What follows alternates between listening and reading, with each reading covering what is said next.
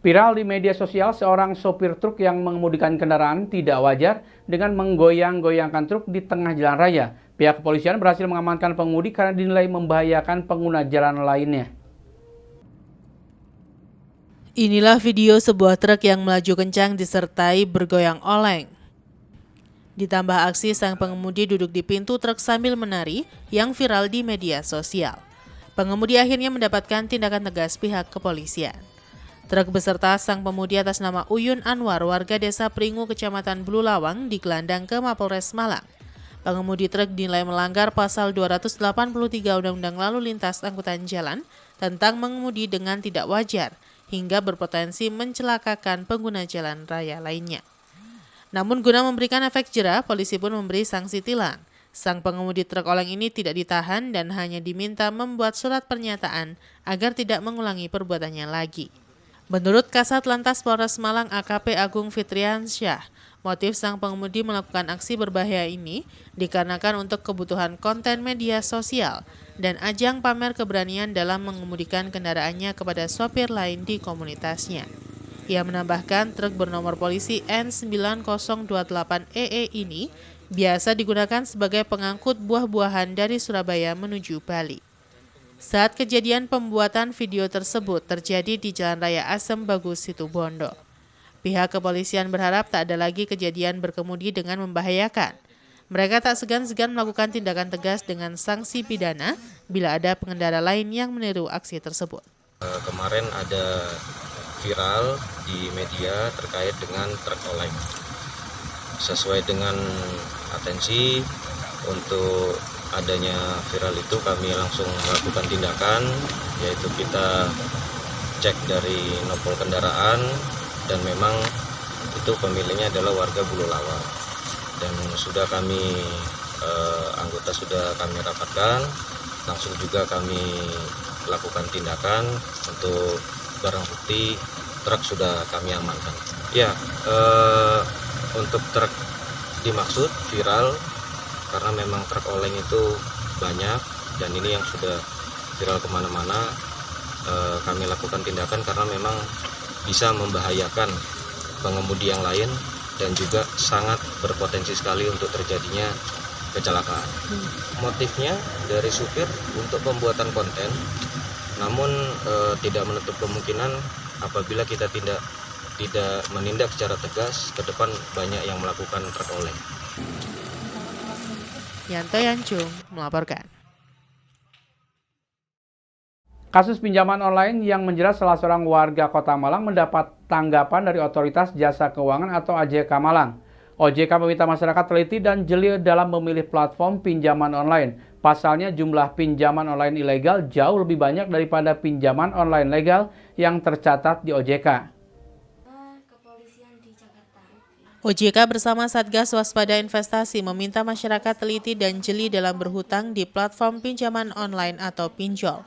Himbauan ini dikeluarkan pasca kasus guru TK yang terjerat hutang di pinjol berbunga hingga puluhan juta rupiah dan dikejar 24 debt collector. Guru TK tersebut sudah mengajukan aduan ke Satgas Waspada Investasi Pusat. Penanganan aduan kini telah dilakukan.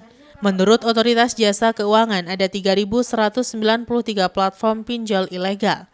Padahal jumlah yang legal tercatat di OJK sebanyak 146 pinjol. OJK pun meminta masyarakat teliti karena pinjaman online legal sesuai aturan hanya menerapkan pengembalian maksimum 100% dengan rincian pinjaman pokok ditambah bunga. Seorang perempuan di Kota Malang kehilangan pekerjaan sebagai guru TK karena terjerat pinjaman online. Hutang 2,5 juta rupiah yang ia gunakan untuk membayar kuliah kini menjadi 40 juta rupiah. Tak hanya kehilangan pekerjaan, wanita ini juga menghadapi teror debt collector. Ketika pinjaman online itu legal, Mbak, ada beberapa hal yang bisa kita lihat ciri-cirinya. Yang pertama adalah kalau dia legal terdaftar dan berizin di OJK, akses data itu tidak semuanya bebas. Yang boleh diakses hanya kamera, mikrofon, dan location HP kita. Jadi kalau sering kita singkat camilan, ini kita bicara yang legal. Kemudian penetapan suku bunga pun juga itu sangat transparan. Kemudian bunga tidak akan melebihi dari nilai pokoknya gitu. Jadi maksimum pun ketika mengalami tunggakan itu maksimum sebesar pokok. Nah, jadi kalau masyarakat yang sudah terlanjur gitu, ini sebetulnya tidak kita harapkan. Tapi kalau memang sudah seperti dalam kasus ini, di mana di dalamnya si yang bersangkutan merasa diteror, kemudian diancam, tentunya itu sudah masuk ranah hukum tindak pidana tentunya, dan itu buat si masyarakat yang merasa menjadi korban pemerasan, ancaman dan lain sebagainya, itu bisa melaporkan langsung kepada pihak kepolisian tentunya, asosiasinya mereka. Simal Alfredo melaporkan. Antisipasi bahaya penyebaran COVID-19 di libur Lebaran, Satuan Lalu Lintas Polres Batu bersama Dinas Kesehatan Kota Batu melakukan tes antigen terhadap pengendara asal luar kota secara acak. Rapid test antigen ini dilakukan kepada pengendara asal luar kota sebagai tindak lanjut atau kegiatan rutin yang ditingkatkan jajaran kepolisian dalam mencegah penyebaran COVID-19. Satuan Lalu Lintas Polres Batu bersama Dinas Kesehatan melaksanakan kegiatan rutin yang ditingkatkan atau KRYD. Kegiatan tersebut dilakukan dengan melakukan tes antigen secara acak terhadap pengendara asal luar rayon Malang Raya yang melintas di pos checkpoint Jalan Insinyur Soekarno, Kota Batu. Satu persatu pengendara roda 2 maupun roda 4 berplat nomor luar Malang dilakukan pemeriksaan oleh petugas. Adapun pemeriksaan yang dilakukan petugas meliputi surat keterangan tes antigen negatif COVID-19 dan identitas daerah asal. Setelah diperiksa, jika pengendara identitas asal luar rayon Malang dilakukan tes antigen oleh Dinas Kesehatan Kota Batu. Dan dari hasil pemeriksaan secara acak terhadap pengendara asal luar kota, ditemukan 25 pengendara tidak dilengkapi surat keterangan hasil tes antigen dan dari 25 pengendara tersebut langsung dilakukan tes antigen. Salah satu pengendara asal Surabaya mengaku pasrah saat dites antigen karena tidak membawa surat keterangan bebas COVID-19 atau hasil tes antigen. Sementara kegiatan rutin yang ditingkatkan oleh Satuan Lalu Lintas Polres Batu bersama Dinas Kesehatan ini tidak hanya melakukan tes antigen, namun juga memberikan tanda kepada pengendara yang telah diperiksa dengan menempeli stiker pada mobil bertuliskan Jawa Timur bebas COVID-19. Menurut keterangan polisi, tes antigen yang dilakukan pengendara asal luar kota ini sebagai bentuk antisipasi penyebaran COVID-19 yang dibawa para wisatawan maupun warga masyarakat yang merayakan Lebaran ke Kota Batu. Rencananya, pemeriksaan dan tes antigen terhadap pengendara asal luar Kota Batu ini akan dilakukan terus hingga 24 Mei mendatang. Jadi antisipasi kita habis kegiatan operasi ketupat dan tentunya masih ada masyarakat yang melaksanakan mudik atau berpariwisata ke tempat-tempat wilayah Batu, maka kita antisipasi dengan kita mengadakan kegiatan operasi rutin yang ditingkatkan atau KRYD, kegiatan rutin yang ditingkatkan. Ini kita laksanakan mulai tanggal 18 sampai tanggal 24. Habis melaksanakan kegiatan operasi ketupat karena masih perlu diantisipasi terkait perkembangan COVID-19 di Kota Batu. Maka kita lakukan upaya-upaya sesuai petunjuk rencana kegiatan dari Polda, maka kita laksanakan kegiatan KRYD, kegiatan rutin yang ditingkatkan. Yanto Yanjung melaporkan. Terima kasih Anda masih bersama kami Info 7 Malang Raya. Kodam 5 Brawijaya menggelar vaksinasi tahap pertama bagi keluarga TNI dan juga purnawirawan TNI. Diharapkan dengan vaksinasi bagi keluarga dan purnawirawan di Kodam 5 Brawijaya dapat menambah kekebalan tubuh dan juga melindungi mereka dari penyebaran COVID-19. Vaksinasi bagi keluarga dan purnawirawan TNI di lingkungan Kodam 5 Brawijaya salah satunya dilaksanakan di Rumah Sakit Tentara Dr. Supraun, Kota Malang. Vaksinasi bagi keluarga dan purnawirawan TNI di Kodam 5 Brawijaya ini ditinjau langsung oleh Pangdam 5 Brawijaya, Maijen TNI Suharyanto, dan Kakesdam 5 Brawijaya. Untuk keluarga TNI dan purnawirawan, mereka diberikan vaksin COVID-19 jenis AstraZeneca seri 546 yang telah disarankan oleh pemerintah. Sebanyak 12.000 ampul diberikan kepada keluarga besar TNI pada vaksinasi COVID-19 yang digelar selama 5 hari, terhitung mulai 18 Mei hingga 22 Mei 2021. Pangdam 5 Brawijaya Majen TNI Suharyanto mengatakan, vaksinasi di TNI utamanya di wilayah Kodam 5 Brawijaya telah mencapai 80% lebih. Sebagian yang belum melakukan vaksinasi dikarenakan saat vaksinasi pertama, sebagian melaksanakan tugas, dan sebagian lainnya mengalami gangguan kesehatan. Hari ini secara serentak dilaksanakan di 41 fasilitas kesehatan di seluruh Jawa Timur yang milik Kodam 5 Brawijaya. Ada 12.000 file vaksin AstraZeneca yang serinya 546. Yaitu seri yang memang diizinkan untuk dilaksanakan vaksinasi. Alhamdulillah berjalan dengan aman dan lancar. Sampai siang ini pukul 12.00 sudah sekitar 182 orang yang divaksin.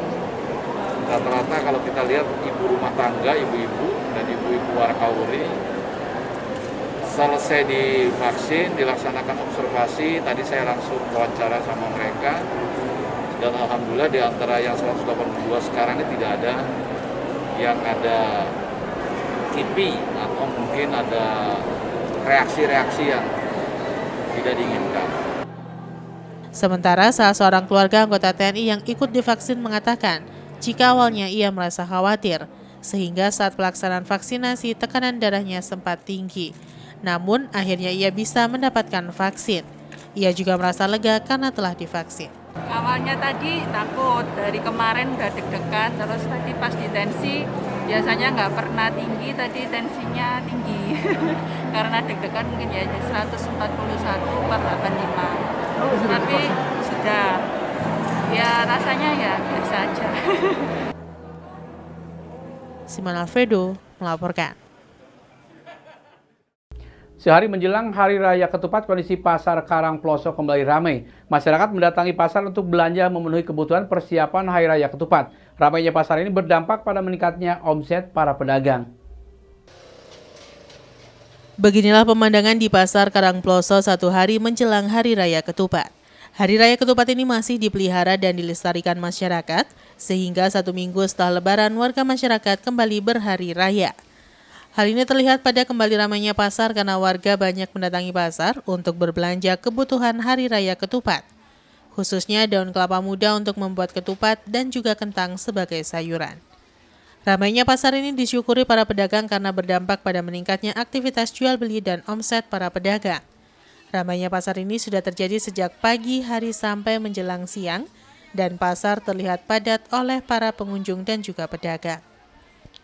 Menurut salah seorang pedagang menjelaskan, ramainya pasar menjelang Hari Raya Ketupat ini karena warga masyarakat masih memegang tradisi tahunan ini dan patut disyukuri pasar kembali ramai dan omset juga meningkat. Di lokasi Pasar Karang Ploso sampai menjelang siang, aktivitas pedagang dan pembeli masih tetap ramai. Hal ini juga berdampak pada peningkatan jumlah kendaraan roda 2 maupun roda 4 yang parkir di area pasar. Kira-kira ya 40%-an lah. Kenaikannya Bu ya? Iya. Pas puncaknya, pas kemarin-kemarin H3 Lebaran kayak biasa-biasa aja Bu? Biasa aja. Biasa aja. Ini karena memang hari jelang ketupat Bu ya? Iya. Ini setiap tahun seperti ini Bu ya? Iya setiap tahun. Memangnya kayak udah tradisi. Tradisi. Bu, biasanya warga yang beli apa aja nih kalau belanja di sini Bu? Kayak di sini tuh dominan kentang. Ya. Bu, untuk harga-harga sedikit, harga sendiri seperti apa sih Bu? Harga-harga bumbu ini? Harga cabai? Biasa Pak, nggak ada kenaikan. Nggak ada kenaikan? Biasa. Biasa. Normal. Tapi kenaikan sempat ya awal pas sebelum Lebaran Bu ya? Iya. Kalau hari raya ini tetap nggak ada kenaikan. Tapi pembelinya lumayan Bu ya? Iya, pembelinya lumayan. Sampai 40%-an Bu ya? Iya. Bu. Yohan Hikmawan melaporkan. Terima kasih Anda masih bersama kami Info 7 Malang Raya. Menurutnya kunjungan warga dari luar kota ke Kota Batu seiring kebijakan pengetatan keluar masuk antar wilayah berdampak pada sepinya wisata petik apel. Tidak hanya itu, stok apel untuk wisata petik apel juga terbatas akibat apel banyak yang rusak dan pohon apel semakin berkurang. Pengetatan keluar masuk warga luar kota ke Kota Batu seiring dengan kebijakan larangan mudik pada Lebaran tahun 2021 berdampak pada menurunnya kunjungan wisatawan ke berbagai objek wisata. Salah satunya yang terdampak adalah wisata petik apel yang sebelum ada pandemi sangat ramai dan menjanjikan. Kini wisata petik apel sepi pengunjung. Hal ini dirasakan berat oleh para penyedia wisata petik apel termasuk para petani apel, karena wisata petik apel lebih menguntungkan dibandingkan dengan hanya menjual apel ke pengepul ataupun ke pasar. Menurut salah seorang penyedia jasa wisata petik apel menjelaskan, kondisi wisata petik apel tahun ini hampir sama dengan tahun lalu, karena terdampak kebijakan larangan mudik dan pengetatan akses keluar masuk antar wilayah, sehingga saat ini pengunjung yang datang hanya keluarga dan tidak ada rombongan. Di beberapa lahan kebun apel masih terlihat cukup banyak apel yang mengalami kerusakan, busuk, dan pada akhirnya rontok. Untuk harga apel saat ini, setelah sempat berada di harga 12 ribuan, kini mulai turun 8 sampai 10 ribuan di tingkat petani. Ya lumayan ada, tapi ya enggak banyak, jarang-jarang juga. Ya sekali paling ya mobil pribadian, kalau untuk rombongan bis Masih belum ada. Ya karena kondisi. Karena kondisi pandemi ini Pak. Tapi sebelum pandemi ramai Pak ya kalau bulan gini Pak? Belum pandemi ya ramai sekali. Ramai sekali Pak ya? Rombongan bus, rombongan mobil-mobil pribadi. Dari luar kota kebanyakan Pak ya? Luar kota ya, Kalimantan ya. Dari mana-mana. Terasa sekali berarti Pak ya sekarang ya? Terasa sekali Mas. Terasa sekali. Sulit, cari tamunya sulit. Pak, untuk harga apelnya sendiri sekarang gimana Pak? Untuk ketersediaan apel di kebun Pak? Persediaan apel juga menurun Pak, soalnya banyak yang ditebangi. Apel-apel banyak yang ditebangi.